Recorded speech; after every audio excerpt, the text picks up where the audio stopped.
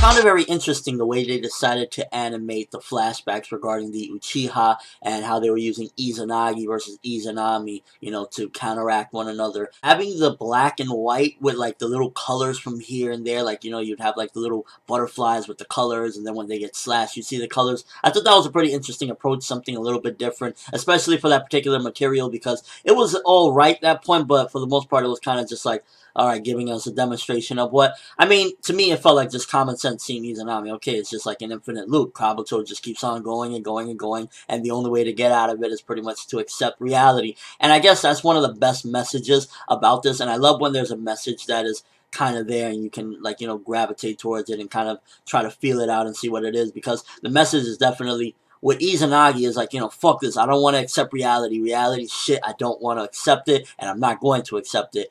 Izanami is forcing somebody to kind of, if you don't want to accept reality, then you're just going to be fucked and sit in this infinite loop. And I think that's just the best message, is that you gotta accept reality at the end of the day. If you don't accept reality, then you're just lying to yourself, and you are in an infinite loop, because reality, you know, you gotta accept it at the end of the day, regardless of how shitty it may be, regardless what life may be for you. The best thing to do is to accept it, and then you can move forward from it, because if not, you're just gonna be stuck in that one period, and it's better to just keep on progressing forward in life. And I think that was one of the best messages that you could get from this episode, because for the most part, this episode was mainly just like displaying how Izanami works and Izanagi, and it wasn't really too impactful, and it didn't really progress forward all that much, because it was just mainly displaying that. But it does show once again how much Sasuke really does care for Itachi. I mean, he fucking called the guy perfect. It was like, god damn, you think I'm perfect, dog? Really? Oh, I'm perfect now.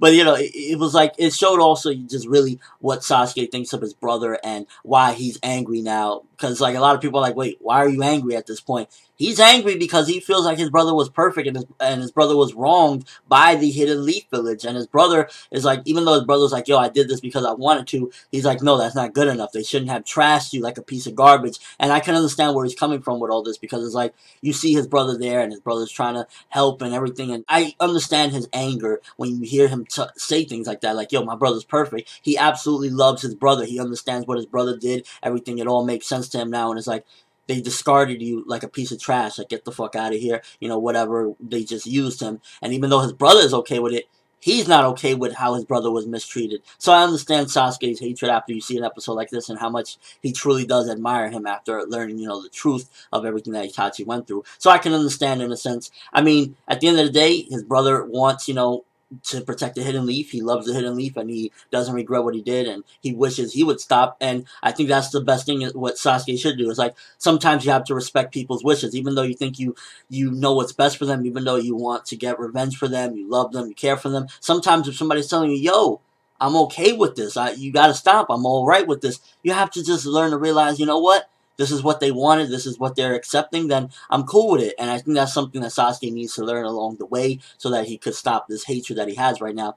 Other than that, episode seeing Kabuto's brother alive kind of gave me a little bit of hope for the character, because for the most part, it's like, where is his future now? Even if he accepts Izanami, you know, accepts his future or whatever, where can he go from here? Well, maybe he can somehow humanize himself a bit, make himself look normal, and then go meet up with his brother, even though I don't know if it's possible for him to humanize himself. Now, I mean, there's experiments and everything. Maybe he could, I don't know, jump into another body or some shit with no horns. I don't know, but I think that would be the best outcome for Kabuto. And I could see at the end, Kabuto kind of just like being with his brother, or meeting up with his brother, and maybe like that'll be his happy ending, because I mean, the guy's fucking miserable. You can see it in his face. You can see it when he's just constantly keeps on, he doesn't want to accept reality. That's how bad and shitty he feels his reality is. The fact that he just keeps going and going regardless, and he's in the the infinite loop that is Izanami, and he just keeps on going and going and going. That's because he doesn't want to accept what he feels is trash, and that's his life, and he just keeps on going. So I would really like, I guess, for the character at this point, like,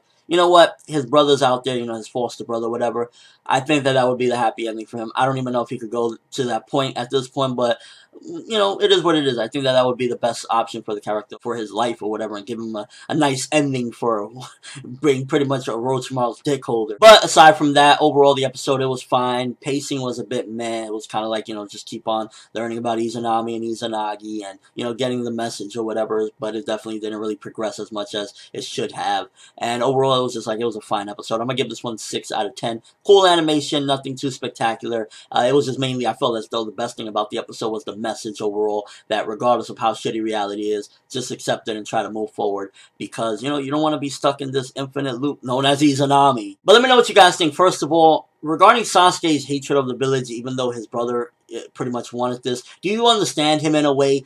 Can you relate in some sort of way of, like, you know, if a family member like yours, let's just say, for example, was going through something like that and he went through hell and everything, would you feel like, even though his best wishes was like, yo, just leave this alone, would you feel like, yeah, I can understand, though, the hatred that he has? It's like, I don't give a fuck. They treated him like a piece of shit in the end, even though that's what he wanted. It's like, no, it just feels so wrong.